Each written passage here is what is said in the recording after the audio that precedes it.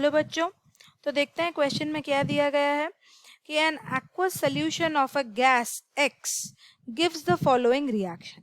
पहला रिएक्शन क्या दिया गया है कि it decolorizes an acidified K2Cr2O7 solution। Second में दिया गया है कि on boiling with H2O2, that is hydrogen peroxide, and cooling it and then adding an aqueous solution of BaCl2, a precipitate insoluble in HCl is produced। Third में दिया गया है कि on passing H2S in the solution white turbidity is formed। So identify X and give chemical reaction from sets 1 to 3। तो पहले देखते हैं कि इस क्वेश्चन को सॉल्व करने के लिए जो की कॉन्सेप्ट है वो क्या यूज करेंगे। की कॉन्सेप्ट यही है कि जब भी ऐसा कोई क्वेश्चन दिया जाता है जहाँ पे हमको reaction in form of statements दिया जाता है उसको एक एक करके in the form of reaction लिखना है हमको। तो जैसे पहले रिएक्शन में क्या दिया है कि X एक गैस है, ये हमको हिंट दिया गया है उसके।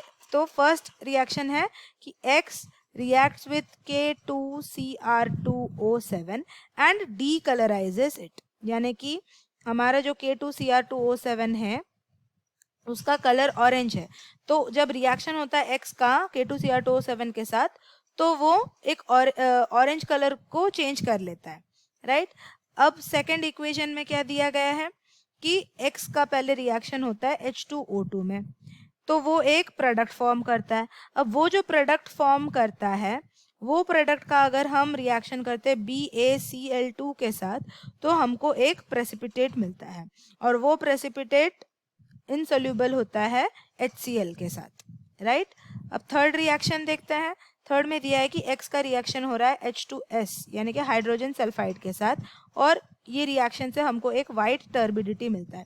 वाइट टर्बिडिटी का मतलब है कि कुछ एक वाइट क्लाउडी सा हमको प्रोडक्ट में मिलता है। तो देखते हैं कि क्या हम लेंगे X के जगह पे सो दैट हमारा सारा रिएक्शन सही बैठेगा। तो X के जगह पे अगर हम SO2 यानी कि सल्फर डाइऑक्साइड लेते हैं और उसका रिएक्शन करते हैं K2Cr2O7 के साथ।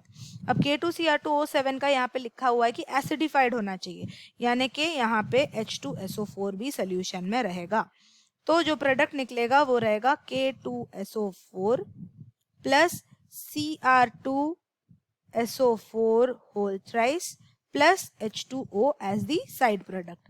अब इस रिएक्शन को हम बैलेंस करते हैं तो हो जाएगा 3SO2 plus K2Cr2O7 plus H2SO4 gives rise to K2SO4 plus Cr2SO4 whole 3 plus H2O।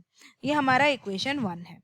अब सेकेंड वाले इक्वेशन पे चलते हैं। तो यहाँ पे क्या होगा कि SO2 का रिएक्शन होगा H2O2 के साथ, तो हमको जो प्रोडक्ट मिलेगा वो होगा H2SO4 यानी कि सल्फ्यूरिक एसिड। अब सल्फ्यूरिक एसिड का रिएक्शन करेंगे BaCl2 के साथ तो हमको मिलेगा BaSO4 barium sulphate plus HCl जो कि है हाइड्रोक्लोरिक एसिड। इसको बैलेंस करेंगे तो यहाँ पे 2HCl हो जाएगा। तो ये बेसिकली एक डबल डिस्प्लेसमेंट रिएक्शन टाइप का रिएक्शन दे रहा है। अब थर्ड रिएक्शन देखेंगे तो वो रहेगा SO2 प्लस H2S। तो इसका जो प्रोडक्ट बनेगा इसमें हमको सल्फर मिलेगा प्लस H2O मिलेगा एज साइड प्रोडक्ट।